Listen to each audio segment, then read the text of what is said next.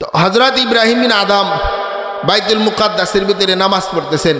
এখন পাশেই দুই ফেরেশতারা আলোচনা করতেছে, তেন এই ব্যক্তিটার নেক আমল আজ থেকে 6 মাস যাবৎ আল্লাহ তাআলার আরশে পৌঁছতেছে না। এই কথা শোনার পর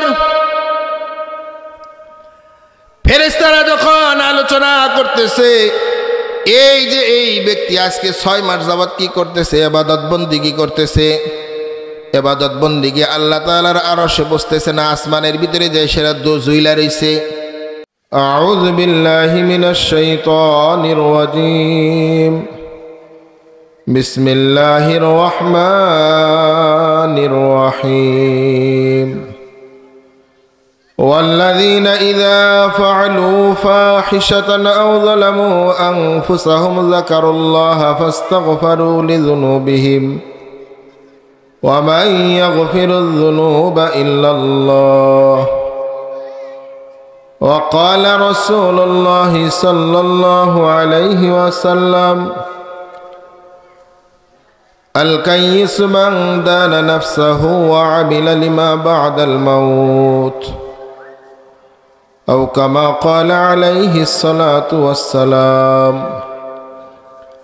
وقال تعالى إن الله وملائكته يصلون على النبي يا أيها الذين آمنوا صلوا عليه وسلموا تسليما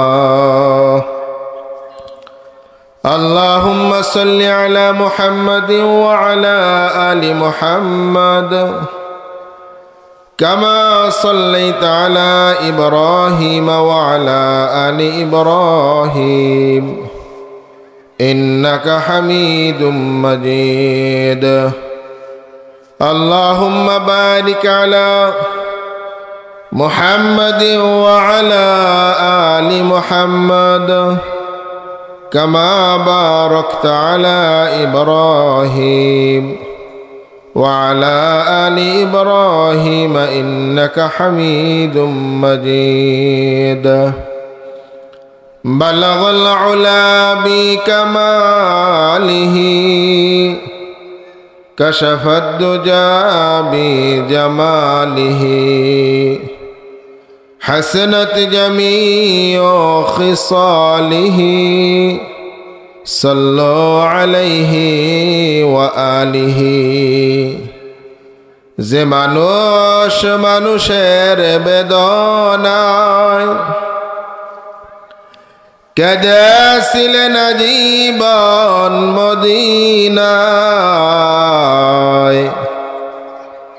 সেই মানুষ সেই মাটি এত সুন্দর, না জানিতা হলে তুমি কত সুন্দর। বালাগাল উলা বিকামালিহি কাশাফাদ দুজা বিজামালিহি হাসনাত জামিউ খিসালিহি সাল্লু আলাইহি ওয়া আলিহি। একটু জিকির করি লা ইলাহা লা ইলাহা ইল্লাল্লাহ অল্প দিনের হায়াত পাইয়া আখিরাতকে বইল না, ওই যে মা বাবারে কবরে রাইখা মৌলার জিকির সাইরো না। লা ইলাহা লা ইলাহা ইল্লাল্লাহ লা ইলাহা ইল্লাল্লাহ মুহাম্মাদুর রাসূলুল্লাহ সাল্লাল্লাহু আলাইহি ওয়াসাল্লাম। আল্লাহ রাব্বুল আলামিনের দরবারে অসংখ্য ফজল ও করম যে মহান আল্লাহ তাআলা আমাদেরকে অত্যন্ত ভালোবেসে মহব্বত করে দ্বীনের জন্য কবুল করছেন, ধর্মের জন্য কবুল করছেন। মানুষ আমরা যারা দুনিয়ার ভিতরে আছি, আল্লাহ তাআলা মানুষকে মৌলিকভাবে দুই ধরনের দায়িত্ব দিয়েছে। একটা হচ্ছে ঈমানি দায়িত্ব, আর একটা হচ্ছে আমলি দায়িত্ব। আমল কবুল হওয়ার জন্য আল্লাহ তাআলার কাছে আমল গ্রহণযোগ্যতা পাওয়ার জন্য শর্ত হচ্ছে তার ভিতরে ঈমান থাকতে হবে। ঈমান ছাড়া কোনো আমল গ্রহণযোগ্যতা হয় না। সেজন্য মৌলিকভাবে দুই ধরনের দায়িত্ব, একটা হচ্ছে ঈমানি দায়িত্ব, আর একটা হচ্ছে আমলি দায়িত্ব। মানুষের যখন এই দুই দায়িত্ব একসাথে হয়, পরিপূর্ণভাবে যখন হয়, তখন একটা মানুষ হয় মুত্তাকি, পরহেজগার। মুত্তাকি এটা হচ্ছে আরবি শব্দ, পরহেজগার এটা হচ্ছে ফার্সি শব্দ। এই জন্য মানুষ ঈমান আনে এবং আমল করে, গুনাহ থেকে বিরত থাকে, তখন ওই মানুষটা হয় মুত্তাকি, পরহেজগার। মানুষ যখন গুনাহ করে, আবার গুনাহ করার পর ওই মানুষটার মুত্তাকি পরহেজগার থাকে না। গুনাহ করার পর আবার যখন ওই মানুষটা আল্লাহ তাআলার কাছে ক্ষমা চায়, মাফ চায়, তখন ওই মানুষটা মুত্তাকি পরহেজগার হতে পারে। দুনিয়ার ভিতরে যারা নবী রাসূল, একমাত্র নবী রাসূল ছাড়া আর যত মানুষ আছে সমস্ত মানুষের গুনাহ হয়েছে। এটা স্বাভাবিক, কারণ আল্লাহ তাআলা নবী রাসূলদের সৃষ্টি করছেন জান্নাতের মাটি দ্বারা। এই জন্য নবী রাসূল যারা আছে এরা হচ্ছে মাসুম, এদের কোনো গুনাহ হয় না। কিন্তু মানুষ যারা আছি আমরা, গুনাহ হওয়ার যে একটা ক্ষমতা, এইটা আল্লাহ তাআলা বান্দাদেরকে দিয়ে দিছেন। আবার ওইদিকে শয়তানকে আল্লাহ তাআলা সৃষ্টি করছেন। একটা হচ্ছে গুনাহ করার ক্ষমতা দিছেন, আবার আল্লাহ তাআলা শয়তানকে সৃষ্টি করছেন মানুষকে ধোঁকা দেওয়ার জন্য, যেন শয়তানের ধোঁকায় পড়ে মানুষ গুনাহ করবে। তাহলে গুনাহ যখন মানুষ সংগঠিত হয়, গুনাহ যখন করে, গুনাহ করার পর ওই মানুষটা মুত্তাকি পরহেজগার আর থাকে না।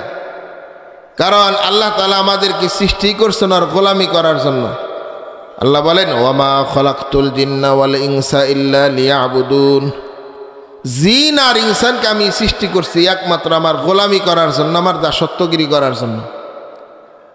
তাহলে এখানে একটা প্রশ্ন জাগে, যদি আল্লাহ তাআলা গোলামি করার জন্যই সৃষ্টি করে, তাহলে গুনাহ করার ক্ষমতা দেওয়ার কি দরকার ছিল? আবার শয়তানকে সৃষ্টি করার কি দরকার ছিল? এখানে আল্লাহ তাআলা যখন আদম আলাইহিস সালামকে সৃষ্টি করলেন, সৃষ্টি করার আগে ফেরেশতাদের সাথে পরামর্শ করলেন। আল্লাহ বলেন, ওয়া ইয ক্বালা রাব্বুকা লিল মালাইকাতি ইন্নী জাইলুন ফিল আরদি খলিফা। আল্লাহ তাআলা বলেন, আমি দুনিয়ার ভিতরে কি বানাইতে চাই? আমার প্রতিনিধি বানাইতে চাই। আমি কি করতে চাই? খলিফা তৈরি করতে চাই। এই কথা যখন আল্লাহ তাআলা ফেরেশতাদের সাথে পরামর্শ করলেন, পরামর্শ করার পর ফেরেশতারা বললেন, আল্লাহ তুমি তো একবার কি করছিলা? জিন জাতি সৃষ্টি করছিলা। সৃষ্টি করার পর এরা দুনিয়ার ভিতরে গেছেন, কি করছেন? মারামারি, খুন খারাপি, বিভিন্ন প্রকার দাঙ্গামা হাঙ্গামা করছেন। তুমি আবার দুনিয়ার ভিতরে কি করবা? মানুষ সৃষ্টি করবা। মানুষ সৃষ্টি করার পর এরা দুনিয়ার ভিতরে যাবে। দুনিয়ার ভিতরে যায় সেরা কি করবে? এরা আবার দাঙ্গামা সৃষ্টি করবে, খারাপতা সৃষ্টি করবে। এই জন্য তোমার মানুষ সৃষ্টি করার কোনো দরকার নাই, আমরাই তো তোমার জন্য যথেষ্ট। আল্লাহ রাব্বুল আলামিন দুনিয়ার ভিতরে কি পরিমাণ ফেরেশতা সৃষ্টি করছেন। হাদিস শরীফের ভিতরে আসছে, বাইতুল্লাহর সোজা বরাবর হচ্ছে বাইতুল মামুর। বাইতুল মামুর যেটা কি করে ফেরেশতারা তওয়াফ করে।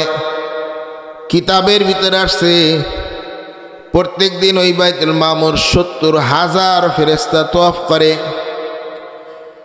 যেই ৭০,০০০ ফেরেশতা একবার বাইতুল মামুর তওয়াফ করবে, ওই ৭০,০০০ ফেরেশতা কি করতে পারবে না, কিয়ামত পর্যন্ত আর সুযোগ পাবে না তওয়াফ করার জন্য।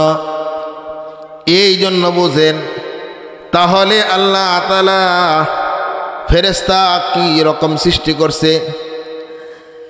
কিতাবের ভিতরে আসছে রাসূল যখন মেরাজে গেলেন, মেরাজে যাওয়ার পর রাসূল আকরাম সাল্লাল্লাহু আলাইহি ওয়াসাল্লামকে যখন সব কিছু দেখাইলেন, দেখানোর পর দেখে কিছু ফেরেশতা আছে, এরা শুধু দাঁড়ানো অবস্থায় কিয়াম অবস্থায় আছে। আবার কিছু ফেরেশতা এরা কি করতেছে, রুকু অবস্থায় আছে। আবার কিছু ফেরেশতা এরা কি করতেছে, সিজদারত অবস্থায় আছে। এই জন্য যদি বান্দাদেরকে খালি ইবাদত বন্দিগি করানোর উদ্দেশ্যে সৃষ্টি করার উদ্দেশ্য হতো, তাহলে ফেরেশতারাই অনেক ইবাদত বন্দিগি করে। কথা ঠিক কেন বলেন? আল্লাহ তাআলা বলেন যে হে ফেরেশতারা, ক্বালা ইন্নী আ'লামু মা লা তা'লামুন। আল্লাহ তাআলা বলেন হে ফেরেশতারা, তোমরা যা জানো আমি যা জানি তোমরা তা কি জানো না। এখানে একটা বিষয় আছে, মুফাসসিরিনে কেরাম বলছেন আল্লাহ তাআলা যেন বললেন আমি যা জানি তোমরা তা জানো না, এখানে উদ্দেশ্য হচ্ছে ফেরেশতাদেরকে আল্লাহ তাআলা সৃষ্টি করছেন, এদের গুনাহ করার কোনো ক্ষমতা দেন নাই। কিন্তু মানুষদেরকে আল্লাহ তাআলা সৃষ্টি করছেন, ভিতরে গুনাহ করার ক্ষমতা দিয়ে দিছেন। আবার শয়তানকে সৃষ্টি করছেন মানুষকে ওয়াসওয়াসা দেওয়ার জন্য, এই জন্য যাতে মানুষ কি করতে পারে, গুনাহ কাজে লিপ্ত হয়। কিন্তু ফেরেশতাদের গুনাহ করার ক্ষমতা দেন নাই। কিতাবের ভিতরে আছে বান্দাদেরকে আল্লাহ তাআলা সৃষ্টি করছেন, সৃষ্টি করার পর গুনাহ করার যেই ক্ষমতা এইটা বান্দাদেরকে আল্লাহ তাআলা দিয়া দিছেন। আবার ওইদিকে শয়তানকেও সৃষ্টি করছেন যে তুমি কি করবা, মানুষের দিলের ভিতরে ওয়াসওয়াসা দিবা। ওয়াসওয়াসা দেওয়ার পরে এরা কি করবে, বিভিন্ন খারাপ কাজের ভিতরে লিপ্ত হবে। এই যে মানুষ দিলের ভিতরে খারাপ কাজের স্বভাব দিয়ে আল্লাহ তাআলা সৃষ্টি করছেন, আবার মানুষ শয়তানকে আল্লাহ তাআলা সৃষ্টি করছেন মানুষকে ওয়াসওয়াসা দেওয়ার জন্য। এই যে দিলের ভিতরে খারাপ কাজের ক্ষমতা দিয়েছেন, আবার শয়তানকে সৃষ্টি করছেন খারাপ কাজ করার মতো, খারাপ কাজের দিকে গিয়ে শয়তান মানুষকে দাফিত করবে। এই যে সৃষ্টি করলো ফেরেশতাদেরকে, এইরকম কোনো ক্ষমতা দেন নাই। দুনিয়ার ভিতরে একটা মিসাল দিলে আপনি খুব ভালো করে বুঝবেন। দুনিয়ার ভিতরে মনে করেন সমাজের ভিতরে একটা মানুষ অনেক ধন সম্পদওয়ালা, অর্থবিত্তওয়ালা, তার টাকা পয়সার কোনো কমতি নাই, ক্ষমতারও কোনো কমতি নাই। ওই মানুষ যদি কি করে, সমাজের ভিতরে যদি মানুষের সাথে নম্রতা আচরণ করে, মানুষের সাথে যদি ভালো ব্যবহার করে, ব্যবহার করার পর দেখবেন মানুষ তারে নিয়ে আলোচনা করবে যে না অমুক লোকটা খুব ভালো মানুষ, ক্ষমতা আছে, টাকা পয়সা আছে, কোনো কিছুর অভাব নাই। কিন্তু তারপরেও সমাজের ভিতরে যারা সাধারণ মানুষ আছে, যারা অত ক্ষমতা আদর না, দিন মজুরি কাজ করে যারা খায়, এদের সাথে এই ধনাঢ্য ব্যক্তিরা ক্ষমতা থাকার সত্ত্বেও কি সুন্দর আচরণ করে, এইটা মানুষে বলা বলি করবে। ঠিক তদ্রূপ আবার যদি এরকম আরেকটা মানুষ যদি থাকে, যেই মানুষের অত অর্থবিত্ত কোনো কিছু নাই, টাকা পয়সা নাই, ওই মানুষটা দিন মজুরি কাজ করে খায়, মানুষের কাছে কি করে সোয়াল করে টাকা পয়সা নিয়ে আসে। ওই মানুষটা যদি নম্রতা দেখায়, তাওয়াজু দেখায়, তাহলে সমাজের মানুষ কিন্তু এত আলোচনা করবে না, সমাজের মানুষ কিন্তু তাহলে তাকে এত প্রশংসা করবে না। কেন প্রশংসা করবে না? যেই মানুষটা দরিদ্র, দিন মজুরি মানুষের কাছে সোয়াল করে খায়, ওর কাজই হচ্ছে মানুষের সাথে নম্র আচরণ করা। সেই জন্য ওই মানুষটার আচরণ সমাজের ভিতরে অতটা প্রভাব পড়বে না, যেই রকম প্রভাব ধনী মানুষটার আচরণ সমাজের ভিতরে পড়বে। ঠিক তদ্রূপ আল্লাহ তাআলা বান্দাদেরকে সৃষ্টি করছেন, সৃষ্টি করার পর বান্দার দিলের ভিতরে খারাপ কাজের ওয়াসওয়াসা, খারাপ কাজ করার মতো ক্ষমতা দিয়ে দিছে। আবার শয়তানকে সৃষ্টি করছেন মানুষকে ওয়াসওয়াসা দেওয়ার জন্য, খারাপ কাজের দিকে দাফিত করার জন্য। এই যে এই সকল বাধা পাড়ি দিয়ে যখন মানুষ আল্লাহ তাআলার দরবারে সেজদা দেয়, আল্লাহ তাআলার দরবারে যখন ইবাদত করে, আল্লাহ তাআলা কি করো এই ইবাদতটা গ্রহণ করে না। সুবহানাল্লাহ। এই জন্য মানুষ যারা এরা ইবাদত বন্দি করলে শ্রেষ্ঠ কেন? ফেরেশতাদের মাঝে খারাপ কাজের কোনো স্বভাব দিয়ে দেন নাই, কিন্তু মানুষের ভিতরে খারাপ কাজ করার মতো ক্ষমতা দিছেন। আবার শয়তানকে সৃষ্টি করছে দেন মানুষকে ধোঁকা দিবা, খারাপ কাজের দিকে ধাবিত করবা, মানুষ খারাপ কাজ করবে। এই জন্য মানুষ যখন ইবাদত বন্দি করবে, ওই ইবাদত বন্দিকে আল্লাহ তাআলার কাছে বেশি পছন্দনীয় হবে। সুবহানাল্লাহ। এই জন্য আল্লাহ তাআলা বলেন,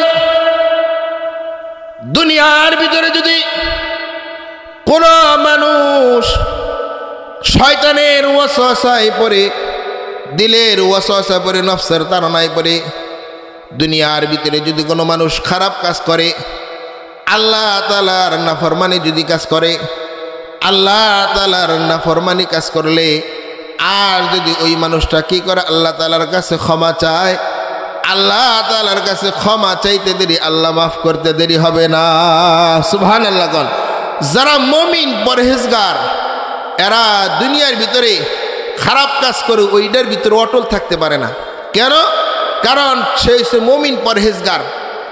আর যারা সব সময় খারাপ কাজ করতেছে তাদের হালত, আর যেই মানুষ খারাপ কাজ করে না, মুত্তাকি পরহেজগার, এই দুই হালত এক না। এই জন্য মানুষ যখন গুনাহ করবে, গুনাহ করার পর আল্লাহ তাআলার কাছে ক্ষমা চাবে। আল্লাহ তাআলা বলেন, ওয়াল্লাযীনা ইযা ফাআলু ফাহিশাতান আও যালামু আনফুসাহুম যাকারুল্লাহা ফাস্তাগফারু লিযুনুবিহিম ওয়া মান ইয়াগফিরুয যুনুবা ইল্লাল্লাহ। আল্লাহ তাআলা বলেন, যারা মুমিন মুত্তাকি পরহেজগার, এরা কি করে না, খারাপ কাজ করে ওইটার উপরে অটল থাকতে পারে না। এরা কি করে আল্লাহ তাআলার কাছে ক্ষমা চায়, আল্লাহ তাআলার কাছে মাফ চায়। আল্লাহ তাআলার কাছে মাফ চাওয়ার পরে আল্লাহ তাআলা বলেন, ওয়া মান ইয়াগফিরুয যুনুবা ইল্লাল্লাহ, আমি ছাড়া তোমাদের আর কে আছে গুনাহ খানার থেকে মাফ করবে? বলেন নাকি? দুনিয়ার ভিতরে কোনো মানুষ যদি গুনাহ করে, গুনাহ করার পর যদি আল্লাহ তাআলার কাছে আল্লাহ যদি মাফ না করে, দুনিয়ার কোনো মানুষের ক্ষমতা নাই যেন ওই মানুষের গুনাহ খাতা, দুনিয়ার কোনো মানুষ, দুনিয়ার কোনো শক্তি মানুষের গুনাহ খাতা মাফ করে দিবে, এইরকম ক্ষমতা দেওয়া হয় নাই। এই জন্য আল্লাহ এখানে বুঝাইতে চাইছেন যেন আমি যদি মাফ না করি, তাহলে তোমাদের আর দুনিয়ার ভিতরে কে আছে মাফ করবে? এই জন্য মানুষ যখন গুনাহ করার পর আল্লাহ তাআলার কাছে ক্ষমা চায়, আল্লাহ তাআলা অনেক খুশি হয়। কিতাবের ভিতরে আছে,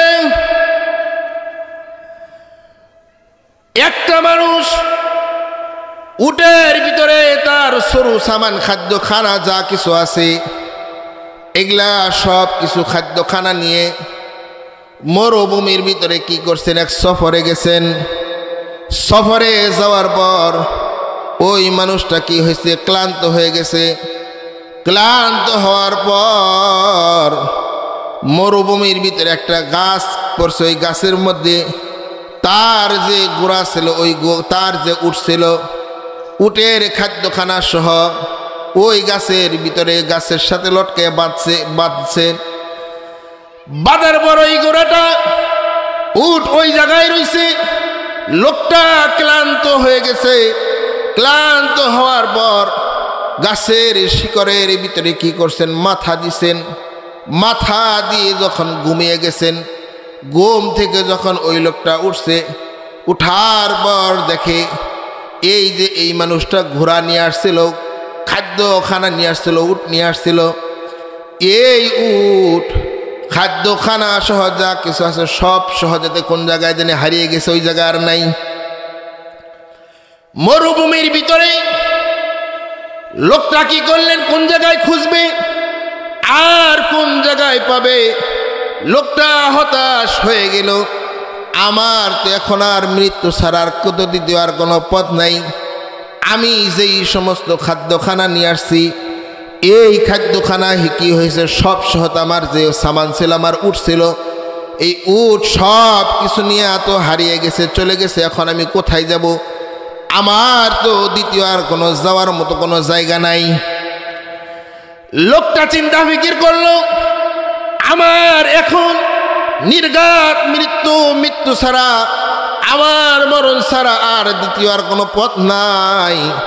এই জন্য লোকটা কি করলেন, নির্ঘাত মরণ তার, এইটাকে মেনে নিয়ে ওই জায়গায় আবার লোকটা কি করলেন, মাথা দিলেন। মাথা দিয়ে শুয়ে পড়ছেন। আর অমনি আল্লাহ তাআলা তাকে ঘুম দিয়ে দিছেন।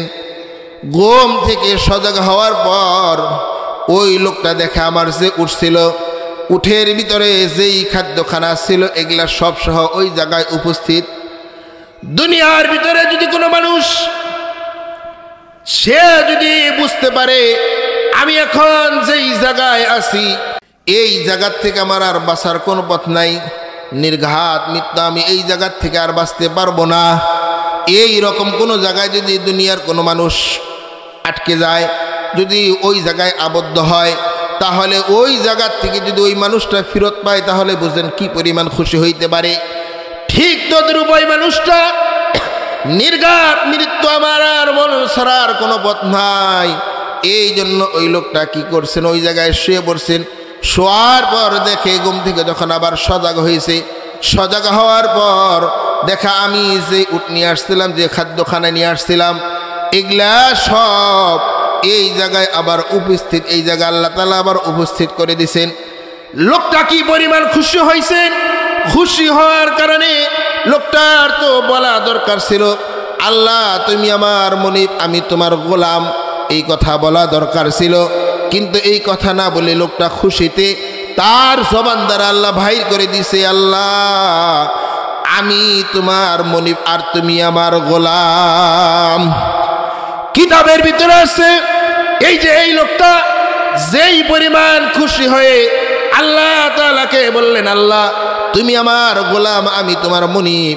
দুনিয়ার ভিতরে যদি কোনো মানুষ আল্লাহ তাআলার কাছে ক্ষমা চায়, আল্লাহ তাআলার কাছে যদি মাফ চায়, কোনো গুনাহ করার পরে যদি আল্লাহ তাআলার কাছে ক্ষমা চায়, মাফ চায়, এই ব্যক্তি যেই পরিমাণ খুশি হয়েছে, একটা বান্দার প্রতি আল্লাহ তাআলা তার চাইতে বেশি খুশি হয়ে যায়। সুবহানাল্লাহ কোন। এই জন্য দুনিয়ার ভিতরে যদি কোনো মানুষ গুনাহ করে, গুনাহ করার পর যদি আবার আল্লাহ তাআলার কাছে যদি ক্ষমা চায়, মাফ চায়, দেখবেন আল্লাহ তাআলা ওই বান্দার মাকাম আগে যেই লেভেলে ছিল তার চাইতে লেভেল আরো অনেক বাড়ায় দেয়। কিতাবের ভিতরে আসছে হযরতে মুআবিয়া রাদিয়াল্লাহু তাআলা আনহু, উনি একজন কাতেব ছিলেন, অনেক জলিলুল কদর একজন সাহাবী ছিলেন। হযরতে মুআবিয়া রাদিয়াল্লাহু তাআলা আনহু উনার কোনদিন তাহাজ্জুদ কামাই যেত না। একদিন কি করছেন, তাহাজ্জুদের নামাজ পড়ার জন্য উঠতে পারে নাই। উঠতে না পেরে হযরতে মুআবিয়া রাদিয়াল্লাহু তাআলা আনহু কি করছেন, অনেক পেরেশান হয়ে গেছেন। সারাদিন আল্লাহ তাআলার দরবারে কান্নাকাটি করছেন আর বলছে যে আল্লাহ আমি তো কি করতে পারি নাই, তাহাজ্জুদ নামাজ পড়তে পারি নাই। এই জন্য আল্লাহ তাআলার দরবারে কান্নাকাটি করার পর পরের দিন যখন আবার তাহাজ্জুদের নামাজের সময় হয়েছে, সময় হওয়ার পর ওই জায়গায় কি করছেন, একজন মুরব্বী মিস্টার ইবলিস, উনি মুরব্বী সেজে হযরতে মুআবিয়া রাদিয়াল্লাহু তাআলা আনহুর কাছে গেছেন। হযরতে মুআবিয়া রাদিয়াল্লাহু তাআলা আনহুর কাছে যাওয়ার পর মুআবিয়া রাদিয়াল্লাহু তাআলা আনহুকে কি করছেন, ডাকতেছেন আর বলতেছে যেন উঠেন, হুজুর উঠেন তাড়াতাড়ি, তাহাজ্জুদের নামাজের সময় হয়ে গেছে। এই যে যখন ডাক দিলেন, ডাক দেওয়ার পর হযরতে মুআবিয়া রাদিয়াল্লাহু তাআলা আনহু চিন্তা ফিকির করলেন, এখন যে রাত্রি, এই রাত্রি তো আমার ঘরে কোনো মানুষ আসার কথা না, এত রাত্রিতে আমাকে কে ডেকে দেয় তাহাজ্জুদের নামাজ পড়ার জন্য। মুআবিয়া রাদিয়াল্লাহু তাআলা আনহু ওই বৃদ্ধকে বললেন, তুমি কে, আমাকে তাহাজ্জুদ নামাজ পড়ার জন্য কি করলা, জাগাই দিলা? এই কথা বলার পর শয়তান বলে যেন হুজুর আমি তো বলবো না আমি কে আপনাকে জাগাই দিছি। এই কথা বলার পর হযরতে মুআবিয়া রাদিয়াল্লাহু তাআলা আনহু তাকে শক্ত করে ধরছেন, ধরার পর বলছেন তুমি যদি না বলো তাহলে আমি তোমাকে কি করতে পারবো না, এখান থেকে যেতে দিব না। শয়তান বলে যেন হুজুর গতকাল আপনি তাহাজ্জুদ নামাজ পড়তে পারেন নাই, এই জন্য সারাদিন আল্লাহ তাআলার দরবারে কি করছেন, কান্নাকাটি করছেন। কান্নাকাটি করার কারণে আল্লাহ তাআলা আপনার আগে যেই মাকাম ছিল, যেই জায়গা আপনার মাকাম ছিল, এই কান্নাকাটি করার কারণে আল্লাহ তাআলা আপনার মাকাম কারো বাড়িয়ে দিয়েছেন। সুবহানাল্লাহ। কর এই জন্য দুনিয়ার ভিতরে যদি কোনো মানুষ কি করে, গুনাহ করার পর যদি আল্লাহ তাআলার কাছে ক্ষমা চায়, আল্লাহ তাআলা কি করে, তার মাকাম আরো আগের চাইতে বাড়ায় দেয়। কথা ঠিক কিনা বলেন? এই জন্য গুনাহ করার পর গুনার উপরে কি করা যাবে না, ইস্তেকামাত থাকা যাবে না, অটল থাকা যাবে না। কথা ঠিক কিনা? মানুষ যদি গুনাহ করে, গুনাহ করার পর আল্লাহ তাআলার কাছে ক্ষমা চাবে, মাফ চাবে, আল্লাহ তো বলেন ইন্নাল্লাহা ইউহিব্বুত তাওয়াবিনা ওয়া ইউহিব্বুল মুতাতাহহিরিন। আল্লাহ তাআলা তওবাকারী এবং যারা পবিত্রতাকারী আছে এদেরকে আল্লাহ তাআলা বেশি ভালোবাসেন। হযরত ইবনে আব্বাস রাদিয়াল্লাহু তাআলা আনহুকে এক ব্যক্তি বলছে যে হুজুর এক ব্যক্তি যেন গুনাহ করছে, গুনাহ করার পর আল্লাহ তাআলার কাছে কি ক্ষমা চাওয়ার কোনো সুযোগ আছে? এই কথা যখন হযরতে ইবনে আব্বাস রাদিয়াল্লাহু তাআলা যখন শুনছেন, শোনার পর ইবনে আব্বাস রাদিয়াল্লাহু তাআলা চেহারা আরেক দিকে ঘুরাই নিছে। ঘোরানোর পর হযরত ইবনে আব্বাস রাদিয়াল্লাহু তাআলা আনহু বলেন, আল্লাহ তাআলার জান্নাতের দরজা, যতগুলা দরজা আছে জান্নাতের দরজা কি করা হয়, কোন সময় বন্ধ করা হয়। এই দরজা দুনিয়ার ভিতরে আর কখনো বন্ধ করা হয় না। সুবহানাল্লাহ। কোন মানুষ যখন গুনাহ করে, গুনাহ করার পর দুনিয়ার ভিতরে দেখেন একটা মানুষ যদি আসামি হয়, আসামি হওয়ার পর দেখবেন ওই মানুষটা আপনার গিয়ে কোর্টে কিংবা থানায় তার সরকারের কাগজপত্রের ভিতরে আবার থেকে যায়, এটা কখনো মিস হয় না। দেন এইটা দাগি আসামি, এই লোকটা দাগি। কিন্তু মানুষ যখন গুনাহ করে, গুনাহ করার পর যখন আল্লাহ তাআলার কাছে ক্ষমা চায়, ক্ষমা চাওয়ার পর আল্লাহ তাআলা সমস্ত কিছুকে ভুলাই দেয়। যেন না এই মানুষটা আমার দরবারে ক্ষমা চাইছে, মাফ চাইছে। জমিনকে ভুলাই দেয়, হাত পা অঙ্গ প্রত্যঙ্গ যা কিছু আছে সব কিছুকে ভুলাই দেয়। এই গুনার কথা আর কেউ মনে রাখতে পারে না। এই জন্য যদি কোনো মানুষ 100 বার গুনাহ করলো, 100 বারও যদি তওবা করে আল্লাহ তাআলার কাছে, তাহলে অবশ্যই আল্লাহ তাআলা তাকে মাফ করবে। সুবহানাল্লাহ। আর তওবা কবুল হওয়ার জন্য শর্ত হচ্ছে 4টা। কয়টা শর্ত? আমার সময় খুবই সংক্ষিপ্ত, আমি অল্প সময়ের ভিতরে শেষ দিয়ে দেবো। 4টা তওবা কবুল হওয়ার জন্য শর্ত হচ্ছে 4টা। 1 নম্বর শর্ত হচ্ছে আমি যেই গুনার উপরে তওবা করতেছি এই গুনাহ আমার ছেড়ে দিতে হবে। সামনে এই গুনাহ আমার কি করা লাগবে? ছেড়ে দিতে হবে। 2য় নাম্বার শর্ত হচ্ছে এই গুনার উপর আমার লজ্জিত হইতে হবে। এরপরে 3য় নাম্বার শর্ত হচ্ছে এই গুনাহ আমি আর কোনো দিন করব না, ভবিষ্যতে যদি আসেও আমি আর এই গুনাহ কোনো দিন করব না। এরপরে আরেকটা শর্ত হচ্ছে আমি যদি কোনো মানুষের হক নষ্ট করে রাখি, কোনো মানুষের হক যদি নষ্ট করে ফেলি, তাহলে ওই মানুষের হক আমার পরিশোধ করতে হবে। কারণ আল্লাহ তাআলা ইবাদতটাকে 2 ভাগে ভাগ করছে। একটা হচ্ছে হকুল্লাহ, আর একটা হচ্ছে হকুল ইবাদ।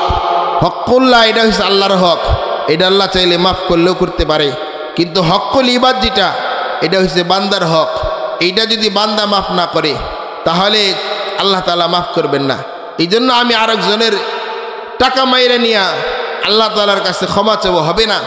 আমি আরেকজনের ক্ষেতের আইল বাতর এটা আমি বেশি কইরা কাটবো, আরেকজনের কম থাকবে, এইটা আমি আল্লাহ তাআলার কাছে মাফ চাইব, আল্লাহ মাফ করবেন না। এই জন্য আপনার গিয়ে বান্দার হক যদি আমি কোনো বান্দার হক যদি নষ্ট করে ফেলি, তাহলে আল্লাহ তাআলার এই বান্দার হক আমার পরিশোধ করতে হবে। এই হচ্ছে 4 নম্বর শর্ত।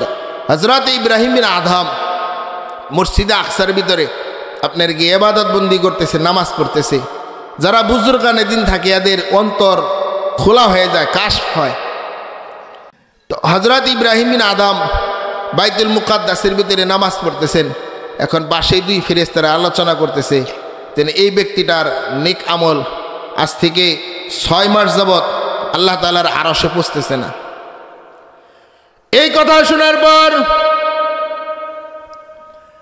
ফেরেশতারা যখন আলোচনা করতেছে, এই যে এই ব্যক্তি আজকে 6 মাস যাবৎ কি করতেছে, ইবাদত বন্দেগী করতেছে, ইবাদত বন্দেগী আল্লাহ তাআলার আরশে বসতেছে না, আসমানের ভিতরে যে সেরা জুইলা রইছে। কেন জুইলা রইছে? কারণ আজ থেকে 6 মাস আগে এই ব্যক্তি মদিনার এক দোকান থেকে যখন খেজুর ক্রয় করে কিনে, ক্রয় করার সময় ওই দোকান থেকে একটা খেজুর নিচে পড়ে গেছিল, আর ওই খেজুরটা এই ব্যক্তি খেয়ে ফেলেছিল। এই যে মালিক সাহেবের কাছ থেকে না বলে খাইলো, খাওয়ার কারণে তার দেহের ভিতরে হারাম খাদ্য ঢুকে গেল। ঢুকে যাওয়ার কারণে এই ব্যক্তি আজকে 6 মাস যাবৎ ইবাদত বন্দেগী করতেছে। ইবাদত বন্দেগী করে, কিন্তু আল্লাহ তাআলার দরবার পর্যন্ত এই ব্যক্তির ইবাদত বন্দেগীগুলা পৌঁছে না। হযরত ইব্রাহিম বিন আদম এই কথা যখন শুনলেন, শোনার পর উনি চিন্তা ফিকির করলেন, হায়রে আমি কতদিন যাবৎ ইবাদত বন্দেগী করতেছি, আমার ইবাদত বন্দেগী করে নাই, আজ থেকে এখনো আল্লাহ তাআলার দরবারে পৌঁছে না। ইব্রাহিম বিন আদম ওই যে বাইতুল মুকাদ্দাস থেকে মদিনার শহরে চলে আসছেন। শহরে চলে এসে হযরত ইব্রাহিম বিন আদম কি করছেন, ওই দোকান খুঁজে বের করছেন। দোকান যখন খুঁজে পাইছেন, দোকান খুঁজে পাওয়ার পর হযরত ইব্রাহিম বিন আদম দেখেন, আমি যেই মানুষ এই আজ থেকে 6 মাস আগে এই দোকানের ভিতরে যেই ব্যক্তি ছিল, এখন তার ওই ব্যক্তি নাই। দোকানে গেছেন, যাওয়ার পর বলেন যে দোকানদার মালিক সাহেব, আমি আপনার কাছে একটা কথা বলতে চাই। আজ থেকে 6 মাস আগে আমি এই দোকান থেকে খেজুর ক্রয় করেছি। খেজুর ক্রয় করার সময় একটা খেজুর মাটিতে পড়ে গেছিল, আর ওই খেজুরটা আমি কি করছি, না বইলে খেয়ে ফেলাইছি। মালিক সাহেব আপনি কি করেন? আমি যেই খেজুরটা না বইলা খাইছি, ওই যে ওইটার হারাম খাদ্য আমার দিলের ভিতরে, দেহের ভিতরে ঢুকে গেছে। মালিক আপনি কি করেন, আমাকে মাফ করে দেন।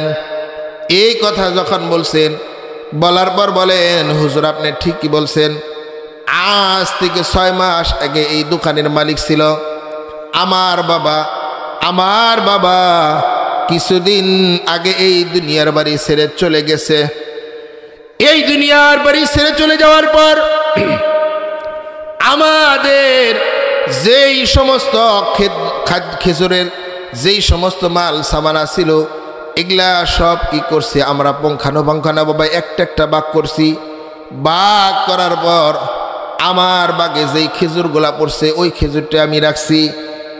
আর আমার আরেক ভাইয়ের ভাগের ভিতরে যেই খেজুরগুলা পড়ছে, ওই খেজুর কি করছে, আমার ভাই কুফাতে দোকান করে, উনি ওই দোকানের ভিতরে নিয়ে গেছেন। এই কথা শোনার পর বলেন, হুজুর আমার বাগে যে খেজুর ছিল, এইটা আমি আপনাকে মাফ করতে পারি, আমার অধিকার আছে, কিন্তু আমার ভাই যেই অংশের মালিক, এইটা তো আমি মাফ করতে পারবো না। যদি আমার ওই অংশের মাফ নিতে চান, তাহলে আমার বাইরের কাছ থেকে মাফ নিয়ে আসতে হবে।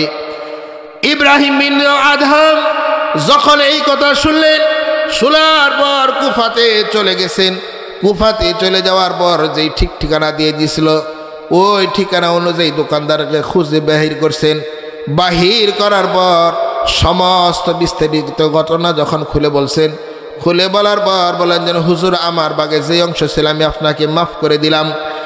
এই যে হযরত ইব্রাহিম বিন আদম মাফ চেয়ে যখন আবার বাইতুল মুকাদ্দাসের ভিতরে নামাজের ভিতরে যখন দাঁড়াইছেন, আবার ওই সময় ফেরেশতারা আলোচনা করে যেন এই যে এই ব্যক্তি আজ থেকে যেই নামাজ পড়তেছে, ইবাদত বন্দেগী করতেছে, এই ইবাদত বন্দেগীর আমলনামা আল্লাহ তাআলা দরবারে বসতেছে। সুবহানাল্লাহ। এই জন্য এই দুনিয়া অস্থায়ী একটা জগৎ। এই দুনিয়ায় কোনো মানুষ চিরকাল থাকতে পারবে না, থাকার জায়গা না। হাদিস শরীফের ভিতরে আছে দুনিয়া মাজরাতুল আখিরাহ, দুনিয়াটা হচ্ছে আখিরাতের ক্ষেত স্বরূপ। ক্ষেতের ভিতরে আমি যা কিছু বপন করব ওইগুলো আমি বাড়িতে তুলতে পারবো। ঠিক তদ্রূপ আমরা দুনিয়ার ভিতরে যেই যে আমলগুলা করব, যেই যেই কাজগুলা করব, এই কাজের অনুপাতে আল্লাহ তাআলা আমাদেরকে কি করবে? জাযা খায়ের দান করবে। দুনিয়ার হায়াতের জিন্দেগি শেষ হয়ে গেলে আর সুযোগ হবে না। কবরের জগতে চইলা গেলে কবর অনেক ভয়াবহ একটা জায়গা। কবর এইরকম একটা জায়গা, এই জায়গার ভিতরে যদি কোনো মানুষ ঠেকে যায় তার সমস্ত গাটির ভিতরেই তার ঠেকতে হবে। কথা ঠিক কিনা বলেন?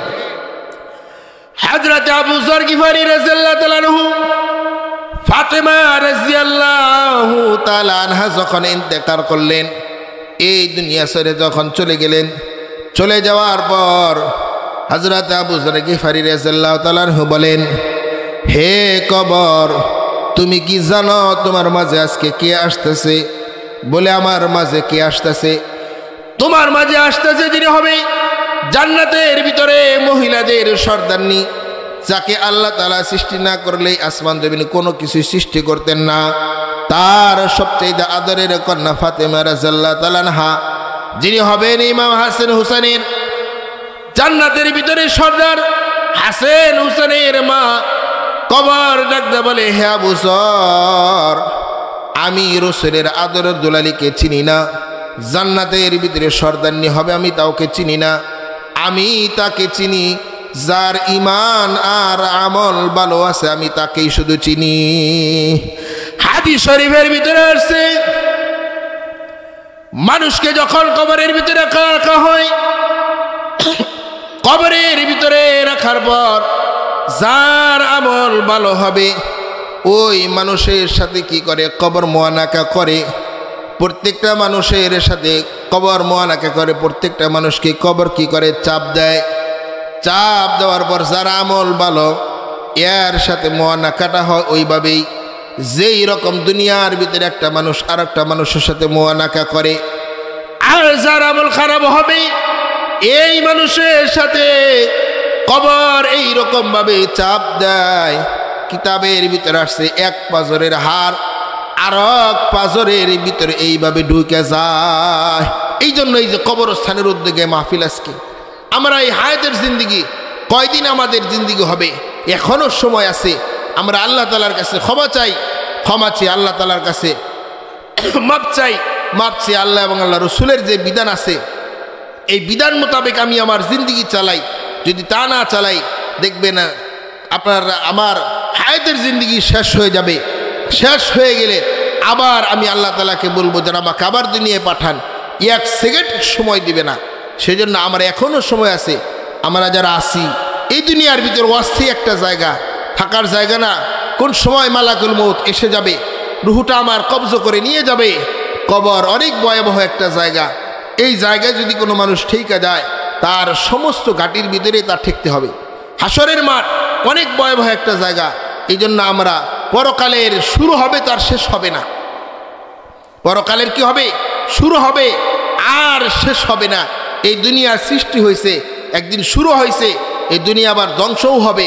আমার হায়াতের জিন্দিগি মাত্র কয়েকদিন, কিন্তু পরকাল এইটা শুরু হবে তার শেষ হবে না।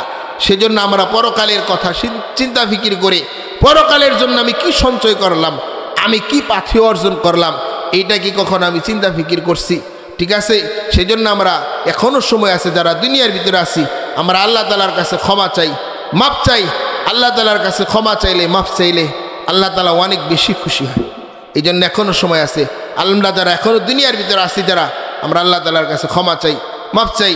আল্লাহ তাআলা আমাদের প্রত্যেককেই আমল করার জন্য তৌফিক দান করুক। ওয়া আখিরি দাওয়ানা আনিল হামদুলিল্লাহি রাব্বিল আলামিন। আসসালামু আলাইকুম ওয়া রাহমাতুল্লাহি ওয়া বারাকাতুহু।